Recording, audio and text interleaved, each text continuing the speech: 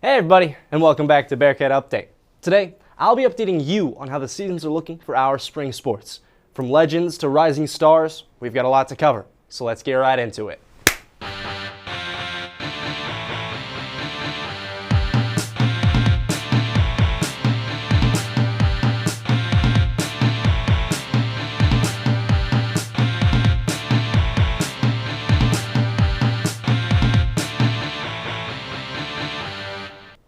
The softball team continued their conference slate this week with a pair of doubleheaders against top 10 ranked opponents. On Friday, the Bearcats hosted the number 3 ranked Pitt State Gorillas. In the first game, the Bearcats limited the Gorillas to just 7 hits, but failed to get much offense going themselves as they tallied just 5 hits of their own in the 4-0 loss. In the second game, Northwest finally got on the scoreboard and briefly led the game 4-2. Despite a J. Lee Darnell 3-run homer, in the 5th inning, the Gorillas outscored the Bearcats 3-9 in the final 3 innings to hand Northwest another loss, 11-7. Things didn't get much easier the next day as number 10 Missouri Southern came to town. In Game 1, the Bearcats went up early as Mackenzie Molnaric scored on a Lions error, but Northwest would manage just 2 hits the entire game as the Lions went on to win 6-1. Northwest finally snapped its losing streak in the second game as they overcame another sluggish hitting performance and used a 4-run 5th inning to propel themselves to a 5-2 victory. The Bearcats now sit at 28-13 overall and 8-8 in conference play, coming in at 8th in the MIAA with 10 games left to play. They'll be active again in a week as they travel to play Emporia State and Washburn University. The Bearcats were back on the road this week for their second of 3 matchups with Missouri Western Griffins and a 3-game series against the conference leaders, Rogers State. Against the Griffins, the Bearcats kept the game close throughout, and the first 7 innings featuring 4 lead changes. A strong 8th inning put the Griffins up 7-3, but the Bearcats were unable to drive any runs with bases loaded in the 9th, sealing the loss. The next day, the Bearcats were able to add another ranked win to their resume as they took down the Rogers State Hillcats 4-1. Pitcher Ben Haug went 7 innings for the Bearcats as he tallied 6 strikeouts. Center fielder Frank Gall continued to be a driving force for the offense as he led the team with 2 hits, 2 RBIs, and a run scored. In the second game of the series against the Hillcats, Northwest once again found itself in another nip-and-tuck competition, but fell just short of completing a late rally, ultimately losing 6-5. Things didn't get any better in Game 3 as the Bearcats went 8 deep in their bullpen and allowed 13 hits in a 14-6 loss.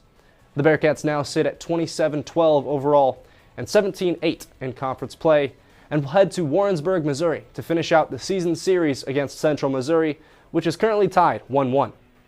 A player to watch out for in that matchup is Jeremiah Kabuyaban, who leads the team in home runs, including 1 hit in the most recent matchup with the Mules. Recently, our reporter Skylar Mosser sat down with Kabuyaban to talk about the team's chemistry and ways he can improve his game. Jeremiah Kabuyaban is making the most of his final college baseball season here at Northwest Missouri State. After graduating from Liberty High School in Kansas City, Kabuyaban's journey took him from Drury to Metropolitan Community College and eventually to the Division I level at Arkansas State. But for his senior season, he chose Northwest Missouri State, a place where he could compete at a high level while making a consistent impact on the field. This team's chemistry is unlike any that I've ever been a part of. I think that where we may lack skill or depth-wise, we make up in love for each other. So we're all out on the field fighting for our brothers, and in practice, even the guys that don't get the opportunity to play are still bringing what they can to the table energy-wise and relationship-wise. So I'd say it's the tightest knit group that I've ever been a part of. The Bearcats have faced tough competition all season long, but time and time again, they've found ways to come out on top, something Kabuyaban credits to their mindset and preparation. We understand that not everything's going to go our way the way we want it all the time, and being able to improvise, adapt, and overcome when you face that adversity is one of our strengths for sure. So, Kabuyaban says the standard they hold themselves to every day in practice is what separates them from the rest. Still, he knows there's room to grow. I would like to clean up my defense personally. Everybody knows I can hit, but if I were to be able to establish myself as a lockdown defensive position, I think that would help me round out who I am as a baseball player. Beyond the wins and stats, Kabuyabon says Northwest has taught him the importance of connection, building strong relationships and a team chemistry that shows up both on and off the field. How loose we play and feel, and what our energy is like in practice and in games every day. There's not a dull moment with these guys over the course of the season. You know, I think we have a good balance of being able to lock it in when it's time to lock it in, but also having a good laugh a time or two.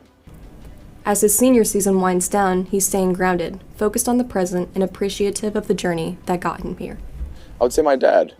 My dad, at the end of the day, you know, he really established that structure of discipline and work ethic, and, you know, whatever you put into it, you're going to get out of it. So I kind of just have lived and died by that, and it's got me this far. So As he looks back on his career, Kabuyabon has a message for the next generation of players chasing the same dream. It's how bad you want it. I think that there's a gap at this level of the people that show up every day and go through the motions and the people that actually come out here to get something out of themselves. And I guess it would just be wanting it bad enough to go out and doing it every day no matter what.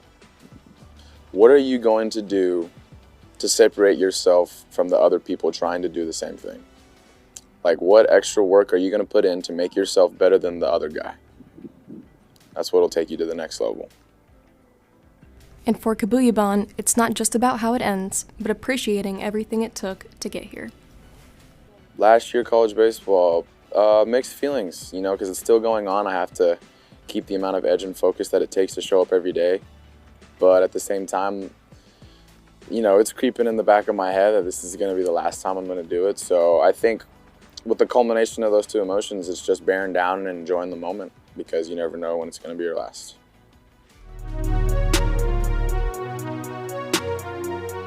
Thanks, Skylar. The men's tennis team soared past the Newman Jets on Saturday in a 7-0 dual victory at the Genesis Indoor Courts. Northwest gained the doubles point with success at number 2 and number 3 doubles. The pairing of Bernardo Henriquez and Jules Subra gained a 6-2 win over Newman's Gennaro D'Agato and Enrico Bellardo. The duo of Pablo Weiston and Gage Fultz recorded a 6-1 victory over Newman's Noah Smith and Eric Lopez. The Bearcats improved to 2-1 in the MIAA and 10-7 overall.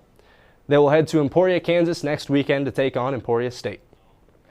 The women's tennis team continued with its winning ways with a 7-0 shutout of the Newman Jets Saturday at the Genesis Indoor Courts. The Bearcats did not drop a single set and picked up a trio of forfeit wins as the Jets fielded a 4-player roster for the duel. Northwest moved to 14-2 overall and stayed perfect in MIAA dual play at 5-0. The Bearcats are currently in action against the Central Oklahoma Broncos and look to stay perfect in conference play. The Bearcat golf team returned to Monkey Island, Oklahoma for the first time in 363 days to compete in the Spring Regional Preview at the Shangri-La Country Club. Northwest tied for 4th place in the 17-team field and tied for the tournament lead in total birdies with 38. It was a great day for Clara Peak, who became just the 8th golfer in Bearcat history to capture first place honors.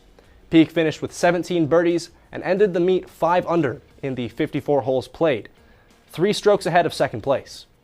Next up for the Bearcats is the MIAA Championships in Warrensburg, Missouri from April 20th to 22nd.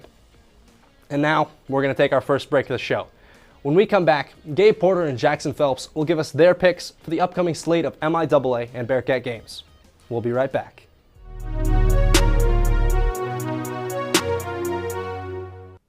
Welcome to KZLX-LP Maryville, an independent student-run station on the campus of Northwest Missouri State University. We play non-stop top 40 hits and offer a variety of different specialty shows. So tune in to KZLX 106.7. Gabe, did you hear the news? New Game Plus is coming back with a season 2. More like season new. This season, we're switching things up with a fresh coat of paint And a fresh crew of packs. We've got it all from tech history to the hidden secrets of your average console. And don't forget about our wacky shenanigans. So make sure to catch New Game Plus Season 2. Tuesdays at noon on KNWT.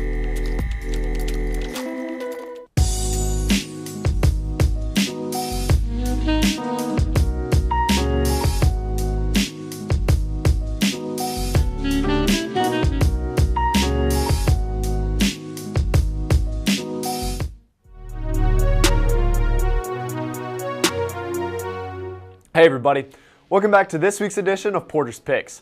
After a quick break, I'm back out on the floor this week giving you my predictions, so let's dive right in.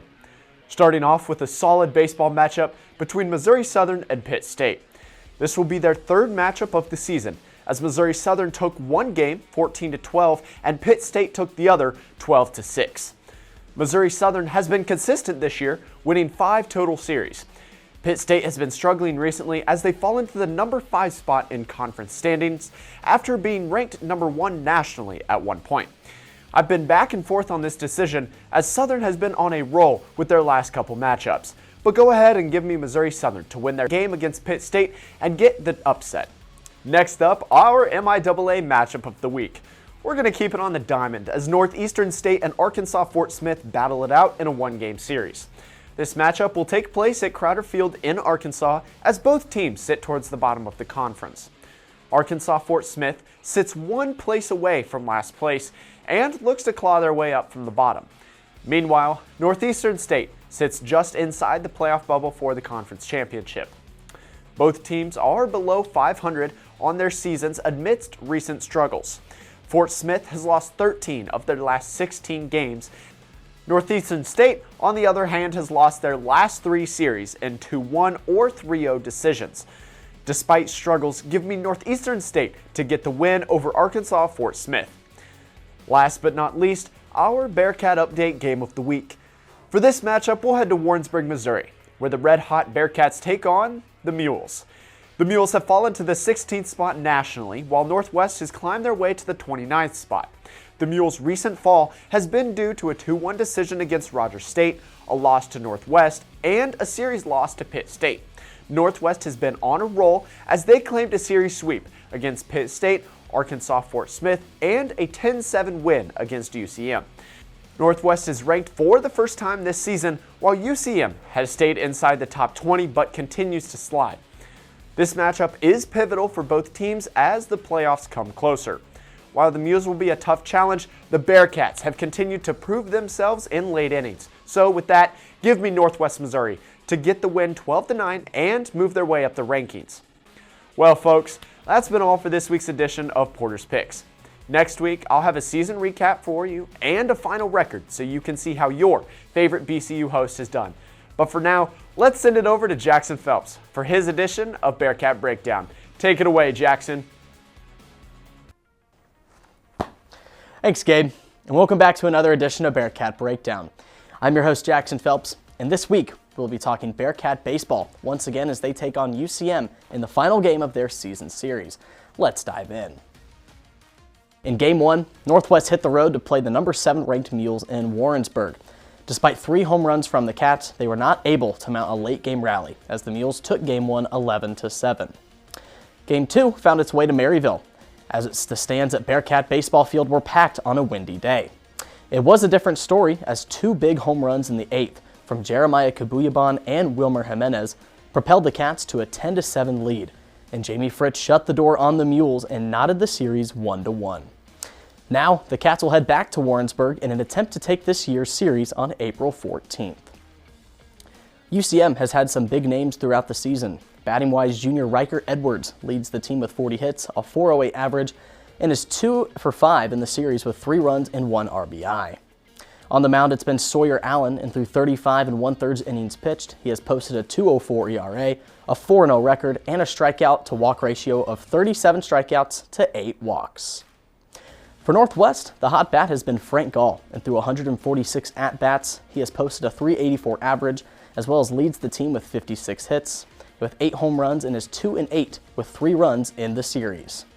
Pitching-wise, it has been Ben Haug, and through 41 innings pitched, he has posted a 3-1 record and a 6.15 ERA, and was named the MIAA Pitcher of the Week in Week 10. Game 3 is set, and this matchup is always closer than it might seem. Last year, the Bearcats took the series 2-1, and looking at this year, the Cats have improved even more. With how well the starters have come out of the gate recently, and if the bullpen can shut things down, I have no doubt that the bats will stay hot. This matchup, year in and year out, is so crucial for both sides. This rivalry runs deep in the state, and with both teams now being ranked, it makes this year's so much more special. So with that, I'll agree with you, Gabe, as I'll also take the Bearcats to take the series against the Mules. Well, that's been it for another week of Bearcat Breakdown. I'm your host, Jackson Phelps, and we're going to take a quick break. And when Bearcat Update returns, I'll be back on the floor with Wiley for another edition of Weekend Sports Report. We'll be right back.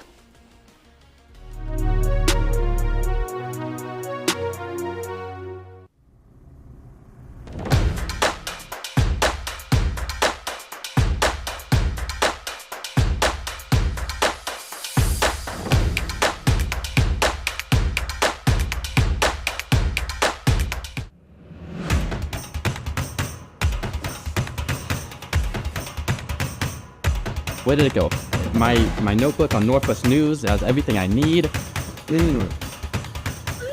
Is this what you're looking for? I get my news from the Northwest Missourian, or you can check them out on YouTube at KNWT TV. Huh, okay. I guess I'll check it out. To stay up to date in Maryville, tune into Digging Deeper with the Missourian every Monday at noon on KNWT TV. Wait, how long have you been in my closet?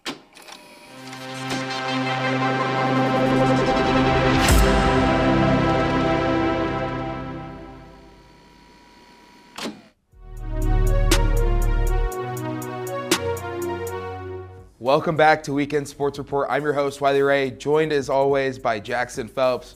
Let's get right into it. Cue that intro.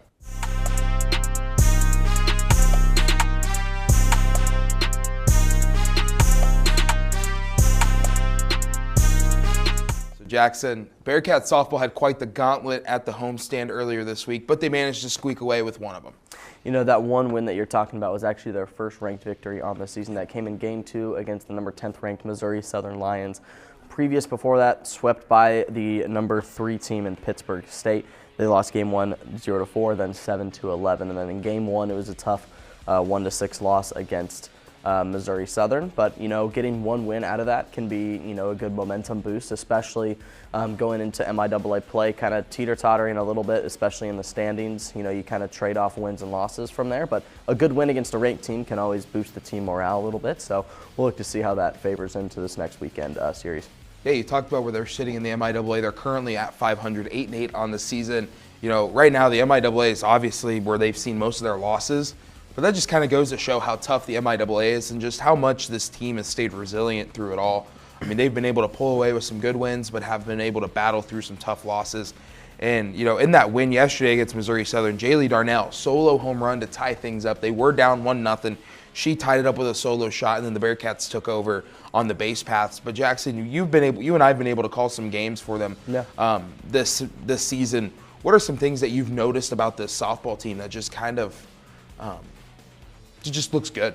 Yeah, the first time that I called games was actually yesterday against Missouri Southern. So Darnell 1 for 1 with 2 walks. I'd say they're very patient at the plate. The amount of walks that I saw, get on base opportunities, it was really good. You want that from a team. If you're not hitting, you know, at least get on base. And so if there's one takeaway, they know how to load the bases up. They had 2 bases loaded opportunities in the 5th inning in Game 2, and that's what drove in 4 runs with 2 RBI hits. And so just being able to load the bases up, I think that's the best thing that they've done.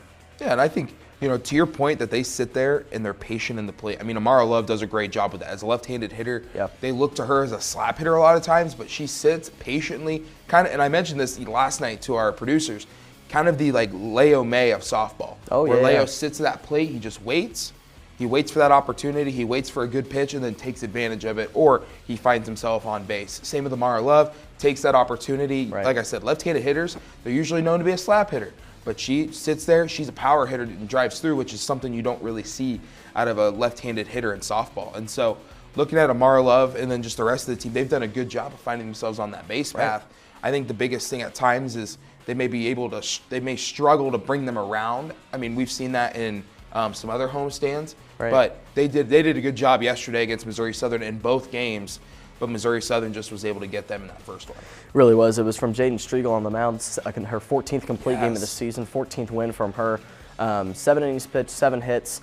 She's not the biggest strikeout pitcher, but the defense behind her, I saw an ample amount of plays in center field from Haig making a diving play, and then Kirsten Todd at short. I mean, she's locked down. So give it to Jayden Striegel for that good win. Yeah, you know, I agree with that. Jayden Striegel, heck of a performance in Game 2. Before we get to Ray's plays and highlights, here's Josh Oswald with a quick Cat Fact. Take it away, Josh. Hey everybody, I'm Josh Oswald here with today's quick Cat Fact. Pitcher Jaden Striegel has been dominant for the Bearcats this season, posting a 14-4 record and pitching 14 complete games.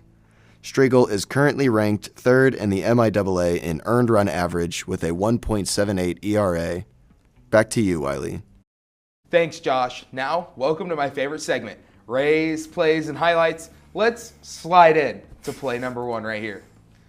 So this one right here, a good pitch here from the Bearcats in Game 1's loss to the Lions. But Jackson, this is something that, as people who've played baseball, it's definitely interesting to try and dissect a softball pitch. It's a lot different. It's going to be more of the submarine style, completely submarine, because what you'll notice here when she loads up, she actually goes down here to get low next to the base of her body, and then she strides through. She doesn't let go of this arm. Whenever she locks and loads it here, it doesn't really move.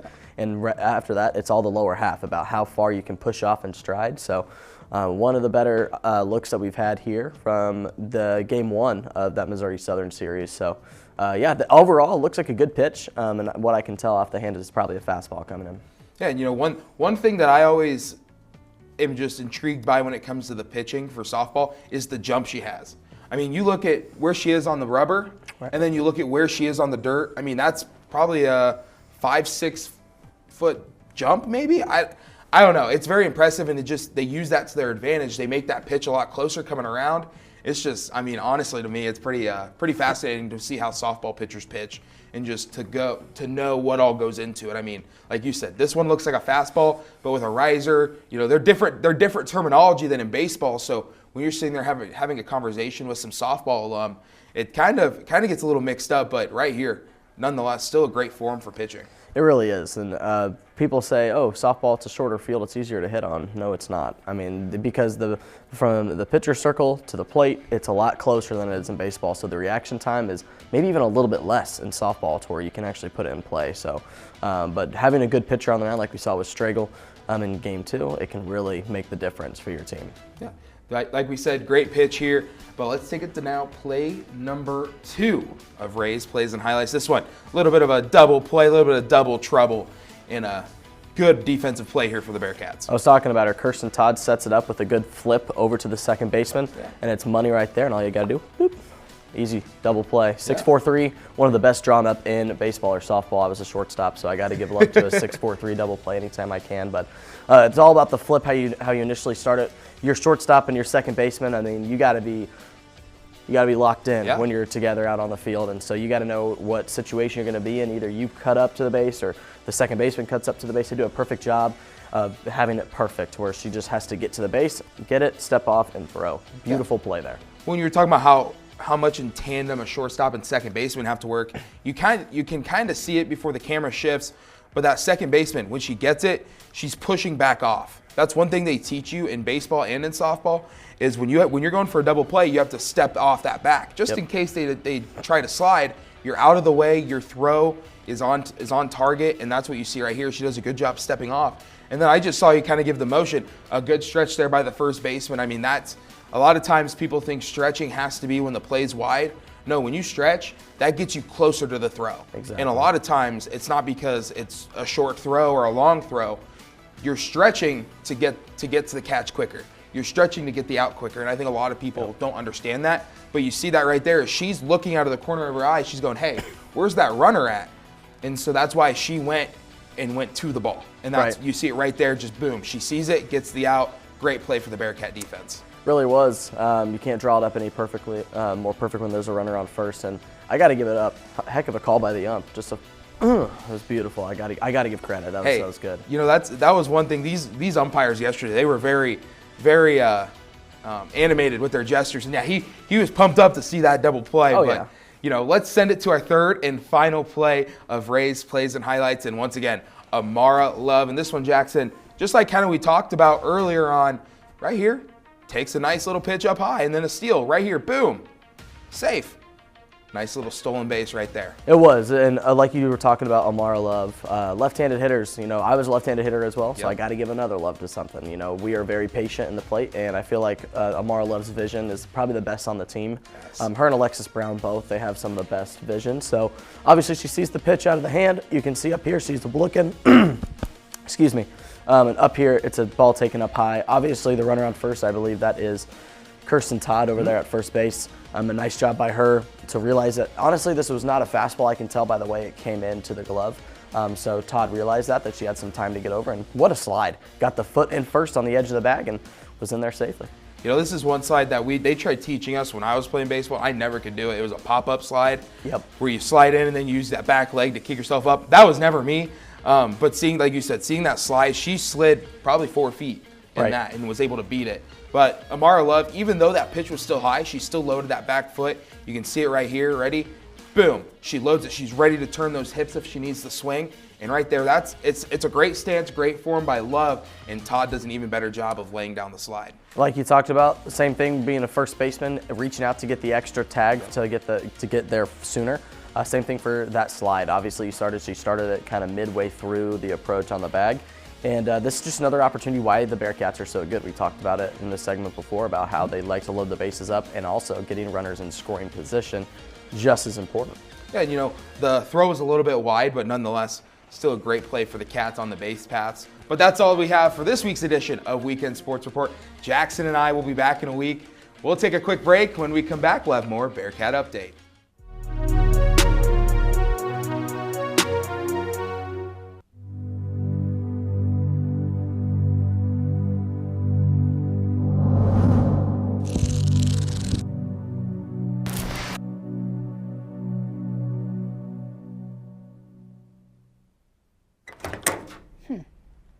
Oh, hey, you're here. You ready to get started? Then let's go. At KNWT, we do a lot. We have sports, news, and so much more. But you're probably wondering, well, what do we do? Well, we do promos, behind-the-scenes looks at KNWT productions, and, well, everything creative in between. So, who are we? Well, we are Creative Services.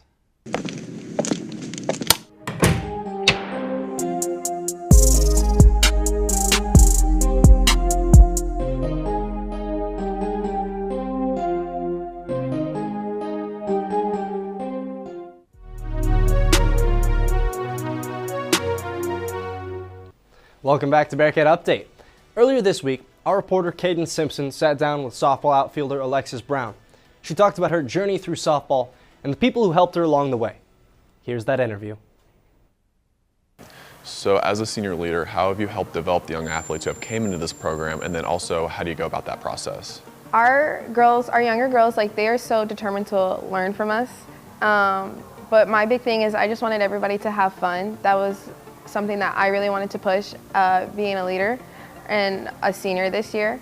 Something that I have learned was taking what other people, the older seniors when I was a freshman or when I was a sophomore, and taking their aspects and putting them into myself, remembering how they were leaders when I was younger, and not just being the older senior, but also being my friend first.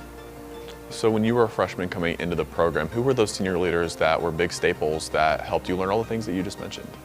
Yeah, I'll never forget them. They were Breck Dickey, Olivia Doherty, Sophie Mayhew, just a bunch of other girls that I'm still really close with today, and that I have really respected them since I got here.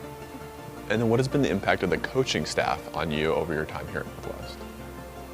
Definitely, we have built a relationship since I've gotten here. I could not have thanked Coach Tejas enough for how much she's opened up to me and her trust in me. I really feel like that's somebody that will push me to the best of my abilities in the best way.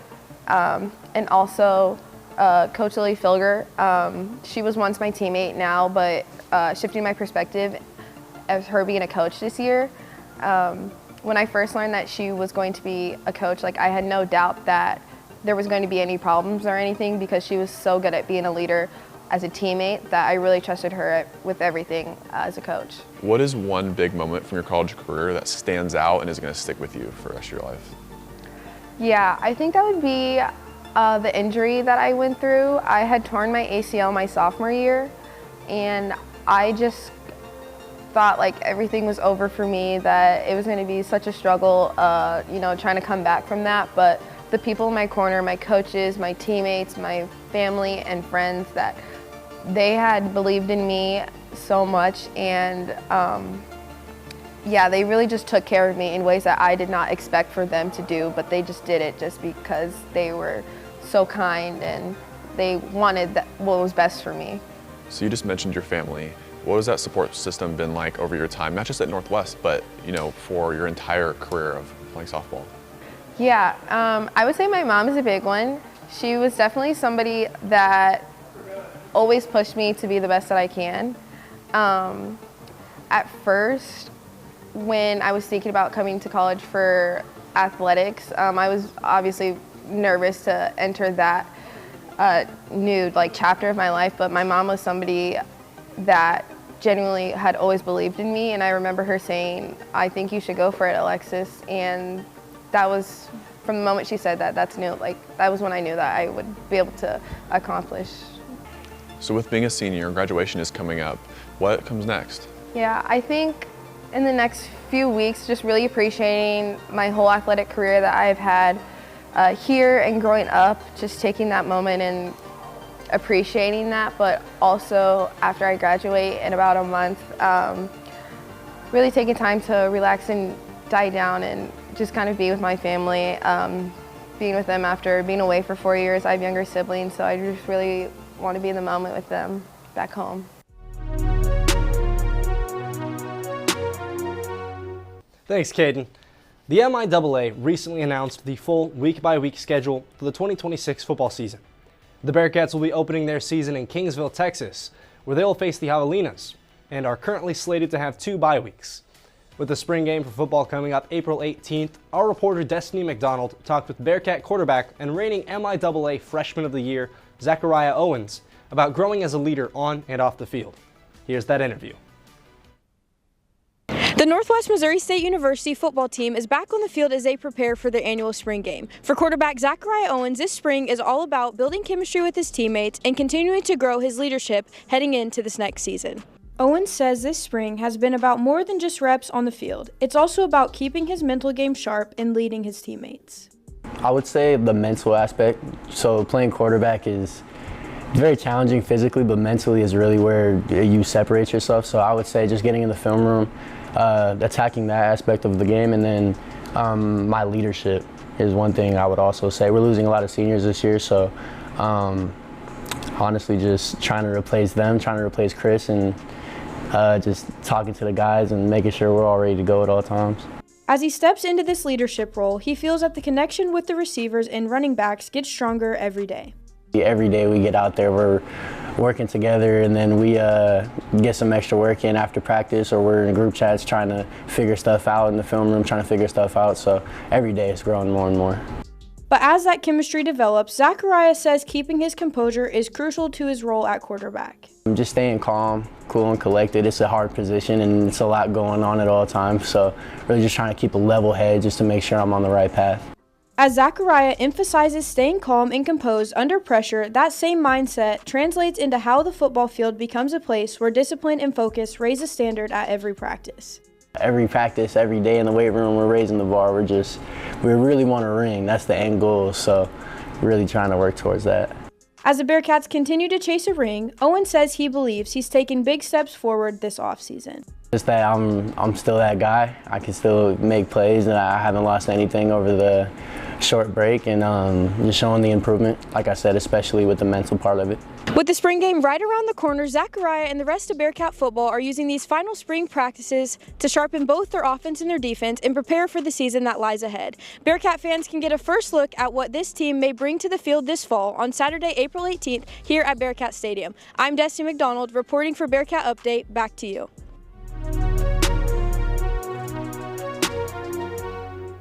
Thanks, Destiny. The Bearcat Steppers repeated as national champions in the POM category of the National Dance Alliance Championships in Daytona Beach, Florida.